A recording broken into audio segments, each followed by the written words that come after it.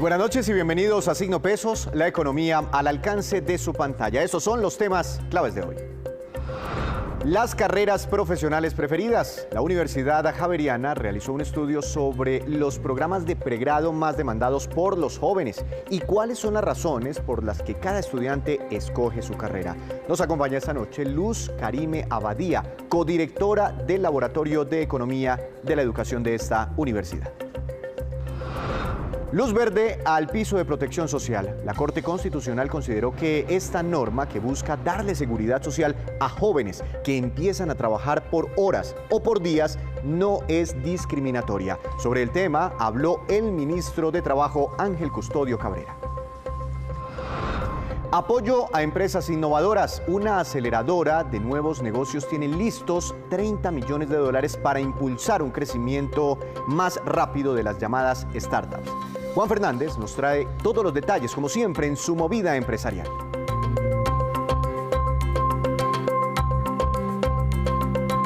Comenzamos esta emisión de Signo Pesos hablando de un tema crucial para los jóvenes de todo el país, la selección de una carrera o de la carrera que van a estudiar, con la que se van a realizar profesionalmente después de salir del colegio. Sobre este tema, el Laboratorio de Economía de la Educación de la Universidad Javeriana tiene información muy importante. Por eso quiero saludar, le doy la bienvenida a la doctora Luz Karime Abadía, codirectora de este laboratorio. Doctora Abadía, buenas noches, gracias por estar en Signo Pesos. ¿Cómo le ha ido?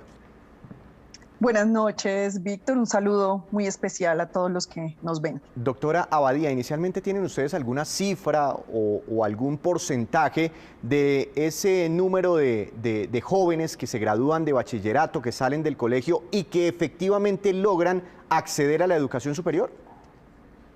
Sí, en Colombia, del total de jóvenes entre 17 y 21 años, que son alrededor de 4.200.000, solo la mitad está matriculado en un programa de educación superior, es decir, la mitad logra acceder. Desafortunadamente, de ellos, el 40% deserta y no culmina sus estudios. Y también sabemos que de los estudiantes que se gradúan del bachillerato en un año, quienes pueden acceder de manera inmediata a educación superior, es decir, en el año siguiente, es del 39%. Es decir, si le estoy entendiendo bien, solo el 10% de los que se gradúan de bachillerato logran después terminar una carrera profesional. Solo, si de una cohorte que ingresa, solo el 40%, de una cohorte que ingresa, el 60% logra terminar la carrera, el 40% deserta. Eso sobre el 50% que logra acceder a la educación superior. Y bueno, y entre los que logran acceder, entre cuando terminan su bachillerato y llegan a la universidad, ¿pasa mucho tiempo? ¿2, 3 semestres, años inclusive? Años inclusive. Quienes lo hacen de manera inmediata solo es el 39% de los jóvenes, y hay jóvenes que se pueden demorar hasta 5 años o más para poder ingresar a educación superior. Es bastante tiempo. ¿Cuáles son las carreras preferidas por los bachilleres en este momento? Bueno, las carreras más demandadas son administración de empresas, contaduría pública, psicología, derecho, ingeniería industrial, ingeniería civil, ingeniería de sistemas y medicina. Esas son las carreras más demandadas. ¿Y eso tiene que ver con la preferencia de los estudiantes en este momento? Porque son carreras que están de moda, ¿o tiene que ver en algo los ingresos, el estrato de los estudiantes? Hay varias variables. Lo ideal es que un joven, pues, si quiere acceder a educación superior, realmente acceda a programas de su preferencia, ¿cierto? Lo que le guste, lo que tiene proyectado hacer, y también de acuerdo a sus habilidades. Sin embargo, en Colombia vemos varios factores. Uno es que ingresan dependiendo de los programas a los que pueden acceder económicamente, es decir, los que pueden pagar dependiendo de la condición socioeconómica. Otra de las razones es que depende mucho de cuál es la oferta de programas de educación superior que hay en algunas regiones. Hay regiones donde hay muy poca oferta y solo hay 1 o 2 programas, entonces si el joven quiere ingresar, le toca ingresar a esos programas. Entonces, esas son 2 de las razones principales: restricciones económicas, capacidad de pago de la matrícula y que haya la oferta. Bueno, otra razón es el desempeño académico. Hay programas que son muy exigentes en términos del puntaje que exigen en el Saber 11. Es decir, por ejemplo, una carrera como medicina exige puntajes muy, muy altos y es una carrera muy competida, entonces no todos pueden acceder así quisieran. Así quisieran, eso es cierto. Bueno, independientemente de donde logren estudiar profesionalmente, los bachilleres, ¿qué prefieren, la universidad pública o la universidad privada? Bueno, en preferencia no sé, pero porque una cosa es preferencia y otra cosa es lo que realmente Claro. pudieron acceder. Pero lo que sabemos es que más o menos la mitad de los jóvenes están matriculados en instituciones oficiales y la otra mitad en privadas. Por estratos, es que me llama mucho la atención el tema de los estratos. ¿Se tiene algún porcentaje de los que realmente logran acceder a educación superior? Porque seguramente ahí se pueden ver algunas brechas. Sí hay brechas bastante grandes, por ejemplo, entre estrato 1 y 6 en las oportunidades de acceso a educación superior. El porcentaje de jóvenes de estrato 1 y 2 que logra acceder a educación superior, sobre todo a educación superior de alta calidad, pues las diferencias son bastante grandes. En un estudio que hicimos en el laboratorio, lo que encontramos es que, por ejemplo, aquellos jóvenes que están matriculados en carreras de licenciatura, es decir, aquellos que van a ser profesores o maestros de colegio, la gran mayoría, cerca del 70%, son estudiantes de estrato 1, por ejemplo, mientras que si uno ve carreras como comunicación social, diseño, finanzas, la mitad o más son jóvenes que tienen una condición socioeconómica medida por el estrato de la vivienda 5 o 6.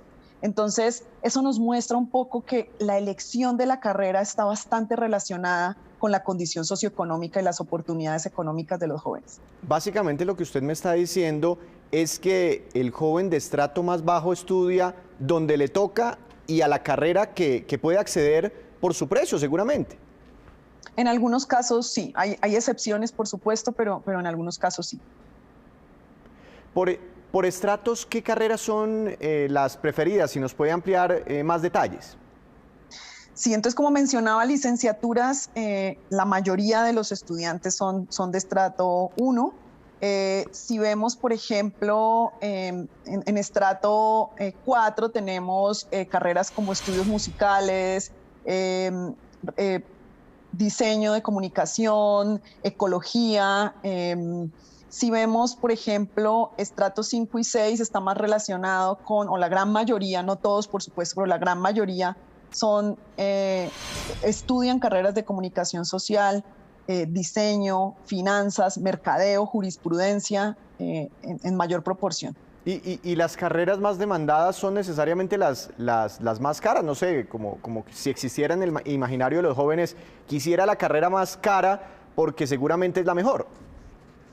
Las carreras más caras es medicina, definitivamente, y en la mayoría de las instituciones. Por supuesto que hay medicina en universidades oficiales, en donde el joven paga de acuerdo con su capacidad económica, y eso es bien importante. Sin embargo, en todos los casos, pues exigen puntajes en la prueba saber muy, muy altos porque es muy competida. La carrera más demandada es administración de empresas, y ahí observamos que está, pues, digamos, cubre prácticamente todos los estratos, hay una distribución en todos los estratos. Es la carrera que prácticamente está en todas las instituciones de educación superior y la que más se ofrece también en el país. ¿Y por qué de pronto eligen tanto o por qué demandan tanto esa carrera? ¿De pronto porque creen que una vez culminen el estudio pueden engancharse laboralmente más fácil?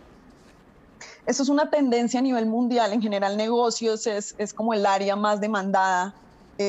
Quizás pues porque tiene unas posibilidades bastante amplias en términos de negocios en general en diferentes sectores económicos, y es la carrera que le sigue llamando pues más la atención a los jóvenes. Eso no quiere decir que sea la carrera que tenga más oportunidades laborales. Entre más personas salgan graduadas de administración de empresas, pues es más difícil para todos conseguir trabajo. Entonces es importante también analizar como qué es lo que está pidiendo el mercado laboral, qué es lo que necesitan las empresas o qué perfiles y qué carreras para tomar una buena decisión. ¿Por regiones lograron ustedes identificar algo? No sé, en las regiones de la costa, sus estudiantes quisieran X carrera frente a los que terminan su bachillerato en el centro del país. No sé, ¿ese tipo de información se puede encontrar?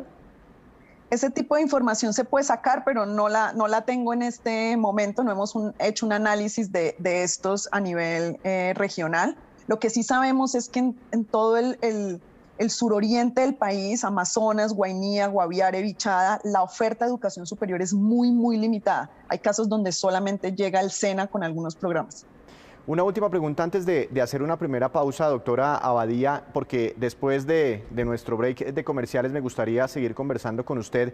Y es que muchos empresarios manifiestan que los jóvenes no se están capacitando en lo que requiere el mercado laboral, en lo que está demandando el mercado laboral, lo que llaman la educación para el trabajo. ¿Ustedes han identificado algo en ese sentido? No hay en Colombia una buena medición de brechas de habilidades, que es lo que están mencionando, y es con qué habilidades están saliendo o que tienen los jóvenes o aquellos que buscan trabajo y cuáles son las habilidades que realmente está requiriendo el sector productivo. Y eso es bien importante porque ayuda muchísimo a hacer una buena política educativa y una buena política de empleabilidad. La tendencia hoy en día, más que una carrera como tal, es un profesional muy integral que tenga tanto habilidades blandas como habilidades cognitivas. La tendencia hoy en día es un profesional que tenga comunicación asertiva, todo lo de habilidades digitales se está volviendo muy, muy importante, que sepa aprender a aprender, de manera que pueda adaptarse rápido a los cambios que tiene el mercado.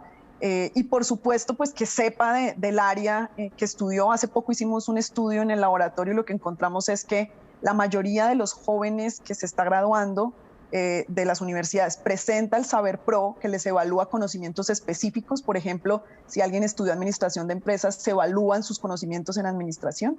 Y lo que se observa es que la mayoría de los jóvenes de la mayoría de las universidades no está adquiriendo las competencias mínimas que se requieren en cada disciplina. Y eso, por supuesto, afecta la empleabilidad.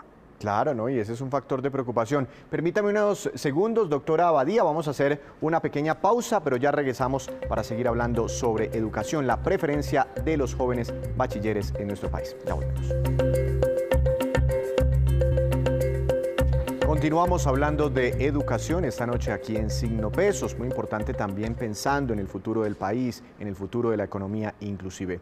Doctora Luz Karime Abadía, me llamó mucho la atención lo que hablaba usted hace unos minutos de no quedarse solo con las competencias adquiridas durante el paso por una universidad. Si yo voy a ser médico, además de ser experto en medicina, ¿qué otras competencias debería tener en medio de este mundo tan competido y con todo lo que nos ha pasado? Definitivamente hoy en día y en la mayoría de las empresas y sectores se está demandando pues, un profesional bilingüe, un profesional con comunicación asertiva, con capacidad crítica, con habilidades digitales. Esto es fundamental, se llaman las habilidades del siglo XXI. Pero también con inteligencia emocional. Eso es fundamental, es decir, habilidades socioemocionales, empatía, capacidad de aprender, entre otras, de resolución de conflictos, son habilidades que están siendo muy demandadas hoy en día por las empresas. Estamos viendo en el mundo, y Colombia va para allá, ya estamos viendo algunos indicadores de automatización. Entonces, muchas empresas están, por supuesto, automatizando máquinas que reemplazan el trabajo que hacen las personas en algunos oficios. ¿Qué es lo que quizás va a ser más difícil de reemplazar? Pues ciertas habilidades socioemocionales que es más difícil que hagan las empresas, la capacidad de pensar, de razonar, pensamiento crítico, entre otras, solución de problemas.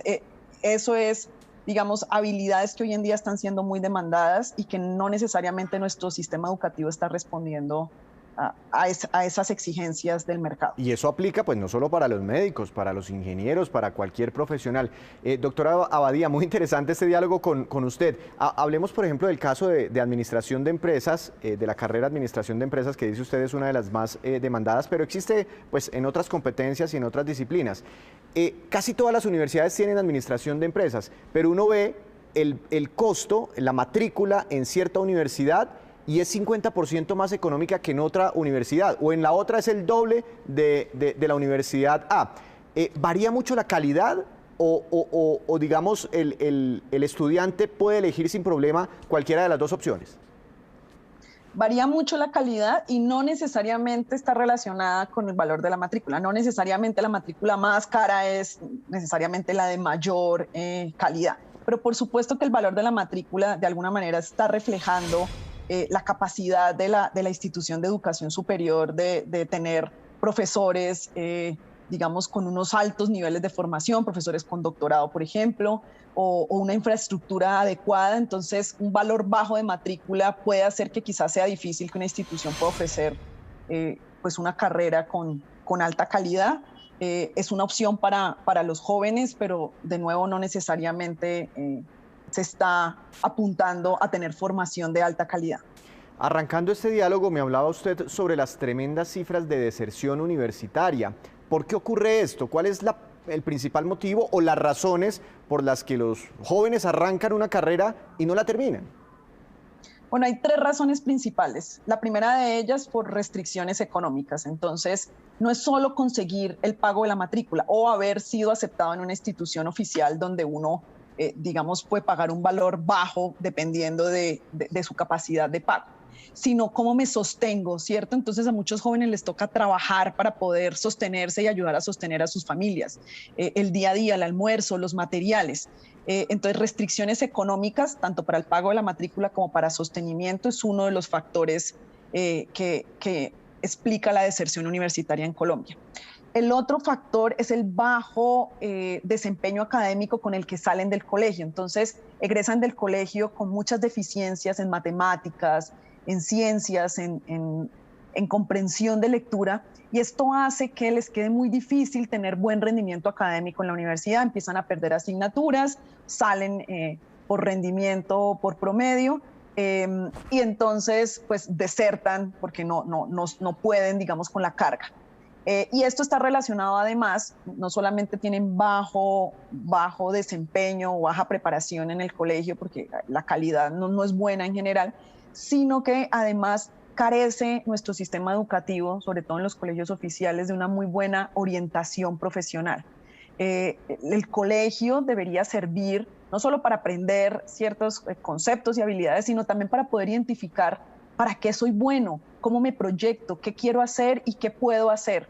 Y si uno no sabe pues, para qué es bueno, cuando egresa no sabe qué hacer, no sabe cuáles son las opciones que tiene. No solo es entrar a la universidad, existen otras opciones, las certificaciones, la educación para el trabajo, una carrera técnica, una carrera tecnológica, aprender un oficio en general. Entonces, al no tener buena información, pues no pueden tomar buenas decisiones. Claro, no, es que a los 16 años uno sale del colegio muy perdido sin saber qué hacer en la vida y tal vez ahí hay una muy buena reflexión, ¿no? Desde el colegio deberían a uno capacitarlo, informarlo más, porque es una decisión bastante importante. Una última pregunta, pues venimos de una pandemia muy difícil, esto afectó mucho la calidad educativa en Colombia, mucha gente desertó por razones económicas en medio de esta crisis tan tremenda que vivimos. Definitivamente sí, los colegios duraron cerrados más de un año en Colombia. Somos de los países donde el cierre fue más prolongado y esto sin duda trajo efectos negativos para la mayoría de los niños, niñas y adolescentes, no solo en desempeño académico. Ya hay evidencia, nosotros ya tenemos mediciones de que aquella cohorte que estuvo enfrentada al cierre de los colegios y a la pandemia obtuvo menor desempeño en las pruebas Saber, que es el indicador que tenemos para poder medir desempeño académico, pero también sabemos que hay muchos jóvenes y estudiantes que si bien no se desmatricularon oficialmente, pues no estaban llevando a cabo ningún tipo de actividad académica. Sus profesores no sabían nada de ellos porque no tenían las herramientas tecnológicas ni las condiciones en su casa para estudiar de manera remota. Entonces, no solo hay afectaciones en términos del desempeño académico, sino también en la salud mental y en la salud física de muchos niños. Cosas que seguiremos viendo, ¿no? Efectos, consecuencias rezagadas de la pandemia que seguiremos viendo, no solo en temas educativos, en economía, en muchos aspectos de nuestra vida. Doctora Abadía, muchas gracias, muy interesante todo este tema, seguiremos dialogando. Feliz noche. A ustedes, muchas gracias, que estén bien. Bueno, un tema muy interesante que queríamos traerles a todos ustedes el día de hoy.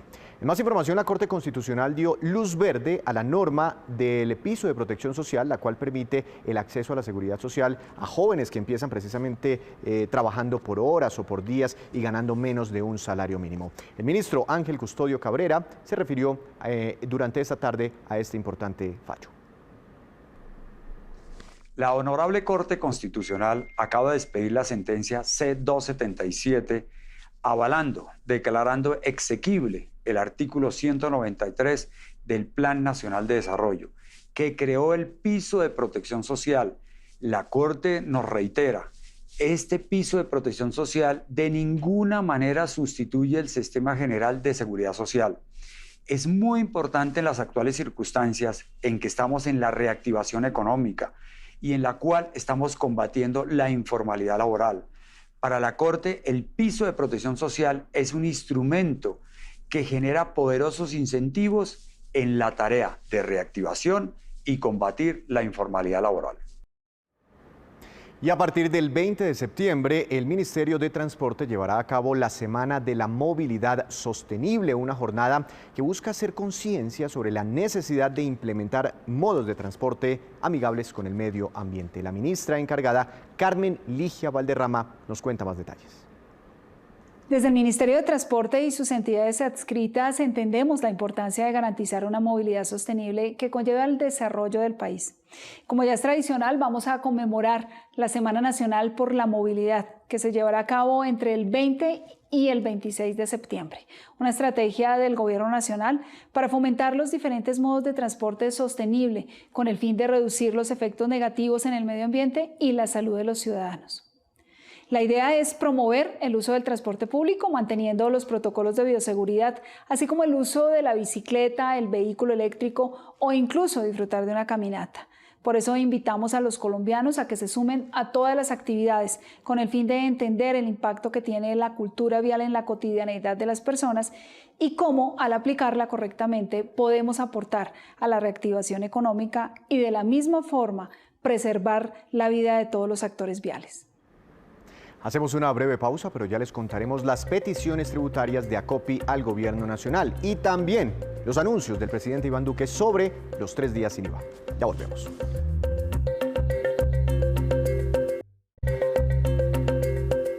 Regresamos a Signo Pesos. Durante la clausura del Congreso de las Pequeñas y Medianas Empresas del país, la presidenta de ACOPI, Rosemary Quintero, formuló 2 peticiones importantes al Gobierno Nacional relacionadas con alivios tributarios para este sector, para reactivarlo después de la crisis. Solicitamos de manera respetuosa sea considerado que todo gasto salarial tenga la excepción del 4 por mil. Sabemos que eso sería un recurso muy importante para nuestro segmento, pero también en renta, doctor Duque, nosotros insistimos que estamos dispuestos a aportar, pero se marca un poco de diferencia en esa tarifa de 2 puntos porcentuales distintos a lo que tiene tasado el proyecto de ley. Ley de reforma tributaria que avanza por el Congreso. Sobre dichas peticiones, el presidente Iván Duque pues no dio una respuesta concreta, pero sí anunció una medida que beneficiará a muchas de estas pequeñas empresas. Se relaciona con los 3 días sin IVA que también están contemplados en esta reforma tributaria. Mejorar la reglamentación de los días sin IVA con el Congreso de la República para adelantarlos en estos últimos meses que nos quedan del año, liquidar inventarios, dinamizar la economía, generar empleo y poder nosotros alcanzar la meta de crecer por encima del 7%. Esto tendrá agilidad y, como está en la ponencia, permitirá también incluir los pagos en efectivo, mantendrá también los pagos electrónicos. Ahora vamos con esta que es la cifra económica del día, muy importante para millones de colombianos. Es la siguiente, 16%, y corresponde a la rebaja anunciada por Ecopetrol en el precio que se cobra a los distribuidores de gas licuado de propano por la tarifa de este producto. Este es el gas en pipeta. Esta medida beneficia en esta magnitud a los distribuidores que han visto un alza, escuche bien, de hasta el 80% en el precio del productor desde diciembre del año pasado. por eso tan caro el gas en cilindro. Esas alzas han afectado en los últimos días a más de 3 millones de hogares que todavía cocinan con GLP o con gas en cilindro, como se le conoce popularmente. Solo en julio hubo un incremento del 20% en el precio al público. Ahora falta ver cuánto de ese 16% que rebajará Ecopetrol termina llegándoles a los consumidores finales. Hora de hablar del mundo empresarial. Juan Fernández, bienvenido. Su tema para cerrar esta semana. Adelante. Víctor, buenas noches. Se sigue moviendo todo este tema de las aceleradoras de empresas, de fondos de inversión, del que hemos hablado aquí en varias oportunidades, pero hoy le cuento sobre Rockstart y el lanzamiento de un fondo por más de 30 millones de dólares para financiar a 50 compañías de base tecnológica de Colombia y también de la región. Rockstart lleva unos 5 años de operaciones en el país y en ese tiempo ha invertido más de 10 millones de dólares. Las 40 startups y más de 50 emprendimientos de Colombia y América Latina que ha acelerado hoy la compañía tienen una valoración superior a los 100 millones de dólares y están ubicadas en 8 países de la región, pero 33 son y están en Colombia.